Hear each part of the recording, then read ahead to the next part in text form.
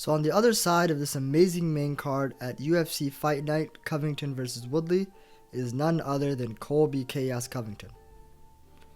So a little bit of a background about Colby. He was born in California but raised in Oregon, where his dad wrestled at OIT in Southern Oregon.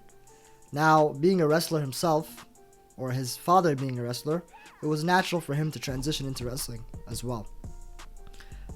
He started doing really well at Thurston High School in his hometown of Springfield, Oregon, winning state at Thurston before going to Iowa Central Community College and winning the 165 National JUCO Championships. He actually went undefeated that year, going 34-0. That year actually allowed him to go to the noted program at University of Iowa, but after some legal trouble and not getting enough action, his coach there suggested that he transfer to Oregon State University to get some more time and to utilize his talents there in a place that's closer to home and kind of away from various distractions. And actually that paid off because he was able to get All-American honors in his senior year. Now, Colby's foray into MMA was kind of through Dan Lambert at the vaunted and noted gym in Southern Florida, ATT. So Dan wanted to kind of expand his wrestling program, and he recruited Colby to come down and help him out with that. Now, a lot of times when this happens, it's kind of very natural for wrestlers or people who are helping out at MMA gyms to get into MMA themselves, and that was the case with Colby as well. He started off going 5-0 in his first 5 fights, and he officially signed with the UFC in 2014. Colby didn't stop there. He really went strong right after the bat, winning 3 straight fights for a combined record of 8-0. And then his first loss was getting finished by the Brazilian Warley Alves, and he didn't let that stop him, right? He got stopped there. He did get choked out, kind of tasted his first defeat, and really kept going after that. And really the sky was the limit after that point for Colby, because he just kept getting big win after big win, showcasing his tenacity, his pace, his strength, and his really kind of grind that he's been known for. Some of his really big wins was a win against the number 7 ranked welterweight at the time, Dong Hyun Kim, big South Korean fighter, via unanimous decision. I think in that fight, Colby showed really what he was made of.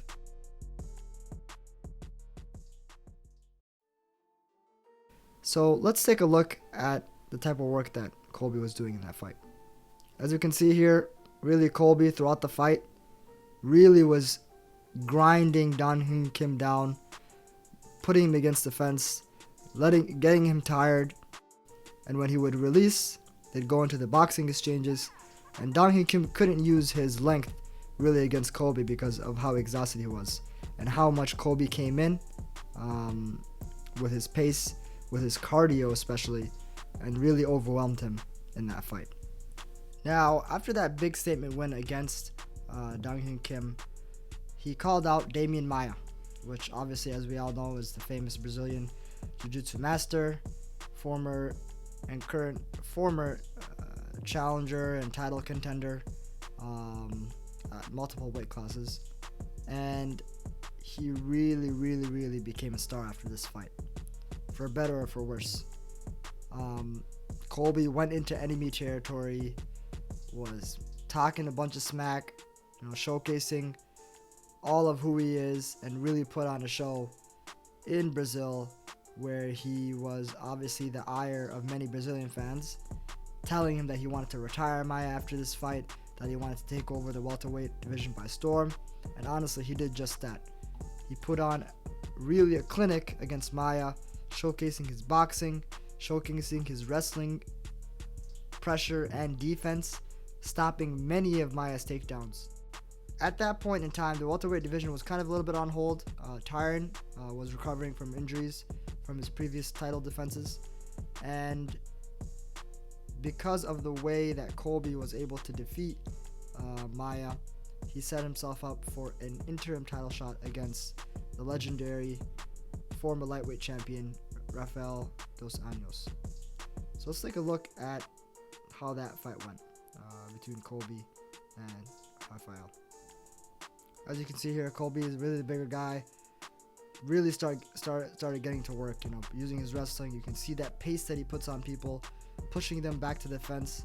And Rafael, as good of as a striker and jiu-jitsu person he is, he really couldn't handle Colby's pace. Colby was able to beat RDA through a unanimous decision, becoming the new interim welterweight champion. So at that point for Colby, he was the interim champion. But once Tyron was able to come back and get healthy, he was later stripped of that title, and Tyron was able to defend his belt, and eventually lost it actually against Kamaru. In the meantime, however, Colby faced Robbie Lawler in what was probably his best performance to date in the UFC.